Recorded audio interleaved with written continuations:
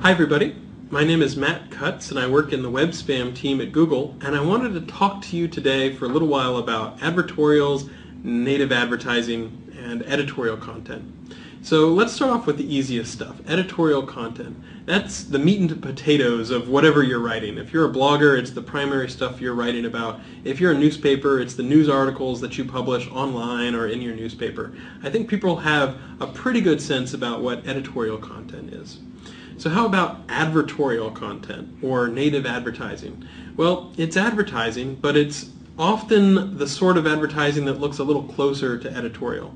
But it basically means that someone gave you some money rather than you writing about this naturally because you thought it was interesting or because you wanted to. So why do I care about this? Why are we making a video about this at all?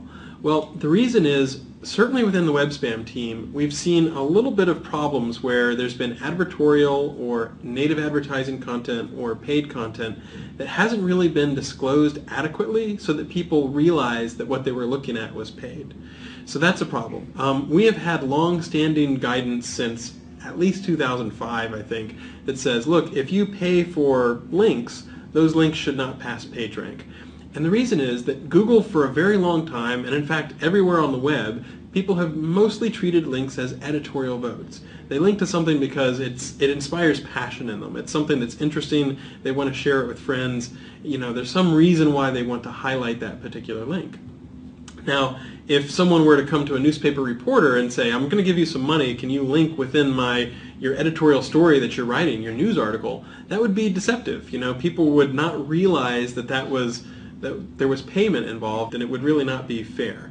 So paid links that pass PageRank change the landscape. It makes it uneven so that people can't compete on a level playing field. And that's what we want to ensure that we have on the web, and certainly within Google's web index. So what are the guidelines for advertorials or for native advertising? Well, there's twofold things that you should think about. The first is on the search engine side of things. And search engine wise, you should make sure that if links are paid, that is if money changed hands in order for a link to be placed on a website, that it should not flow PageRank. In essence, it shouldn't affect search engines' rankings. That's no different than the guidance we've had for years and years and years. Likewise, if you are doing disclosure, you need to make sure that it's clear to people. So a good rule of thumb is there should be clear and conspicuous disclosure. It shouldn't be the case that people have to dig around buried in small print or have to click and look around a long time to find out, oh, this content that I'm reading was actually paid. So why are we talking about this now? This isn't a change in our search engine policy, certainly not in the web spam team.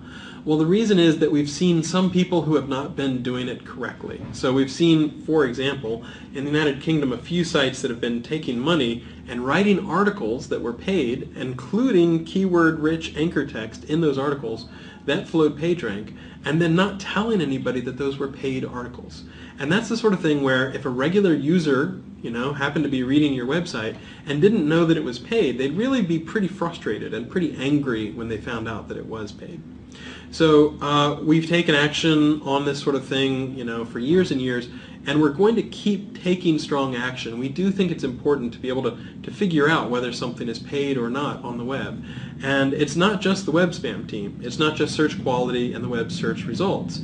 The Google News team recently published on their blog and said that if you don't provide adequate disclosure of paid content, whether it be native advertising, advertorials, whatever, whenever there's money changing hand, if users don't realize that sufficiently because there's not adequate disclosure, the Google News team mentioned that they might not only remove the paid content, but were willing to go up to and including removing the publication from Google News.